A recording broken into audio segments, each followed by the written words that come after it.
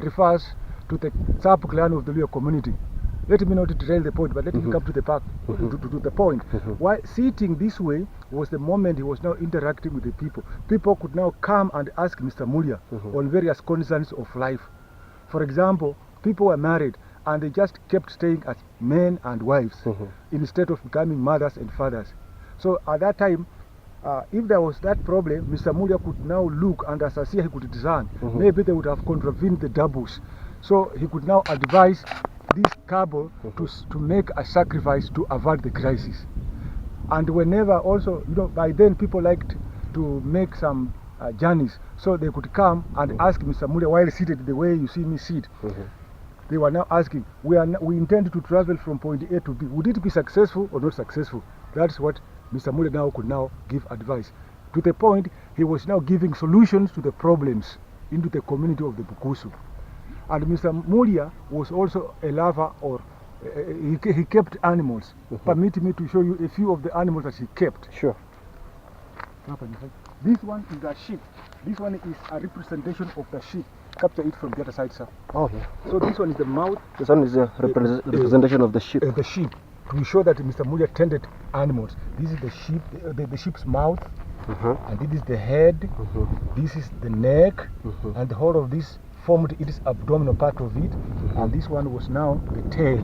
In our native language, the Mushembe. The Mushembe, yes. Yeah. And I want to say this shape. So this is the sheep. This is the sheep, to show that Mr. Mulia was economically empowered despite these things happened during the Maidiofo ages. Maidiofo ages simply refers to period before writing and drawing could be invented as a means of storing information. Yes. And as you can see, Your Honor, these things used to be very clear some 10 years down the line, but because of the disintegration, that is the breakup of the rocks, they are just getting defaced this way. But to the point, permit me to say that Mr. Mulia was also an animal keeper who kept animals like this one here, which is a clear representation of stock rearing. And this formed part of the sacrificial animals. And in the digital world, what do we learn from here? Mr. Mulia is teaching people that not everyone can earn life through education, but if we can embrace animal husbandry, one can enjoy financial freedom. Mr. Mulia was married. Permit me that I now lead you to a symbol which represented the wife of Mr. Mulia clearly onto this rock formation. Sure.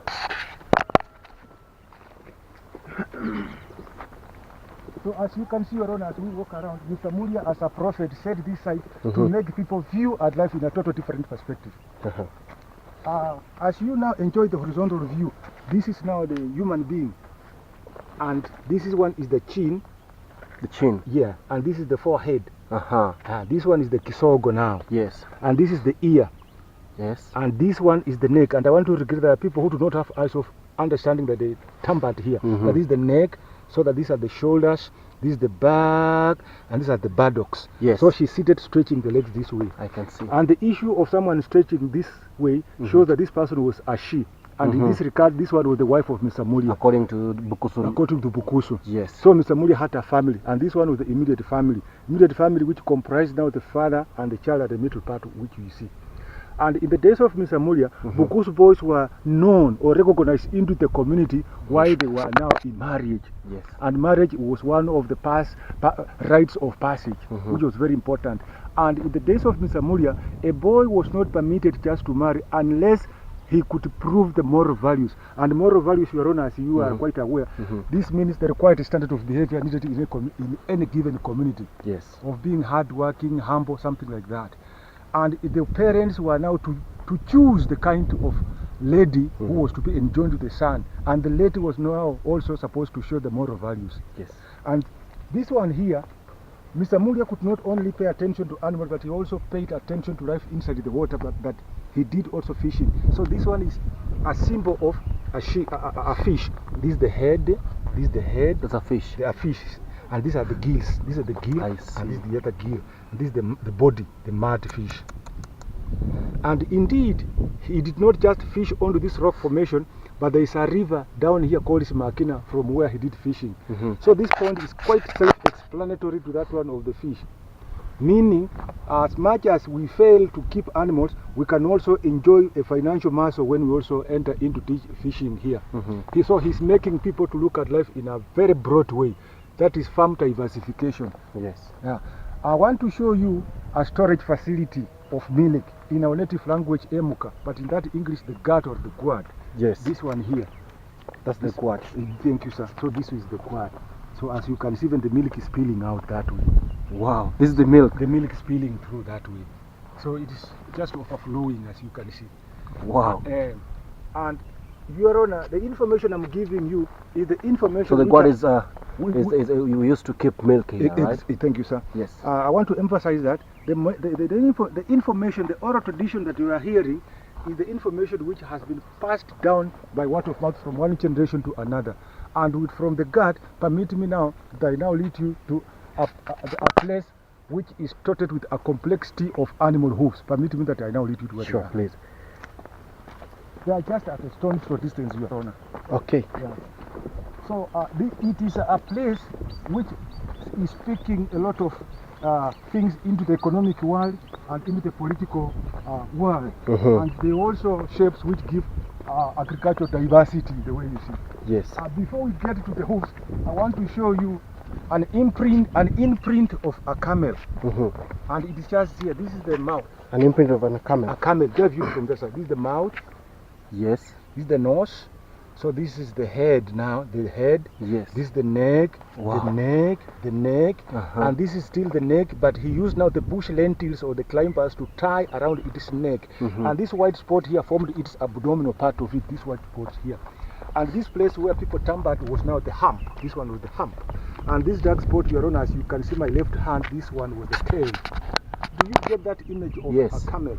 Yes. So this community is very proud to have had This one is a great person called Mr. Mulia who kept big animals like this one. And Yes. this one into the digital world testifies of wildlife. So that's the hump. The hump. The hump where people tampered the stone here. Yes. And this dark spot or rather line was now the tail and still is believed to be the tail.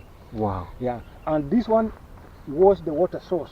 In fact, it had just come to drink some water here. This one was the And it died from there. Or... No, it slept. Oh, it slept. It had eaten so much vegetation that it took the water, then it had to rest here, it slept here. I see. Yeah. Wow. And that's why if the county government can come with speed and capture this place, it will promote tourism because international men and women will be coming here. It's true. And when they do that, two things will happen: international understanding and cooperation. And therefore, the standard of living of the Pukusu around here will be turned around. It's true. That's why people even capture jobs here. They won't be traveling to disturb the governor. Exactly. So I'm appealing to the governor, Honorable Wangamati, and his able team to come and pay attention to this particular place. Sure. It can put Bungoma County onto development map globally. Exactly. These are now the hoofs which I promised to show you. Yes. To show that actually Mr. Mulia was an animal keeper. And to start you off, Your Honor, this one is a cow, the hoof. You have not come to see the legs but the hoof. This is the cow. The cow. Yeah, and this is the sheep or the goat that I've been showing you. And this forms the doggy or the dog. Oh, this one is the dog. The dog, this one here. And this one was and it is still believed to be the lion. That was the lion. The lion. So this guy had a lion too. Yes. Wow. And in fact, there's an elephant paw print which I shouldn't forget. The paw print. This The is elephant? The elephant. The paw print. 1, 2, 3, 4, 5. This is the paw. Wow. Yeah. So he had an elephant too. Oh, 2. Yeah. And Wow. he combined this praise. So it's 1. 1, 2, 2, 3, 4, 5. And this formed its paw. Yes. Wow. And then I want to. There's a mystery here. Your Honor, this lion here is very close to a cow, and into the scientific world, we find that the lion is a predator to a cow prey, whereby this eats this. But in the days of Mr. Mulia, he contained these things quite close because of the miraculous powers that now this one could not eat this one here. So he is teaching that in the days he was alive, Mr. Mulia contacted the Bukusu people to maintain social cohesion and and harmony and peace. Yes. So he's teaching the world that for one to stay well, one must mark his or her enemy. True. For those who are students, their greatest enemy is examination. Yes. If you don't remain chronological, and then you don't make it. Yes. Yeah.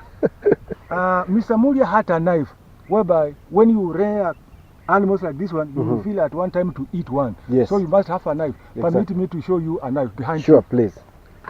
It's here, sir, clearly imprinted. So this one is another practical item which What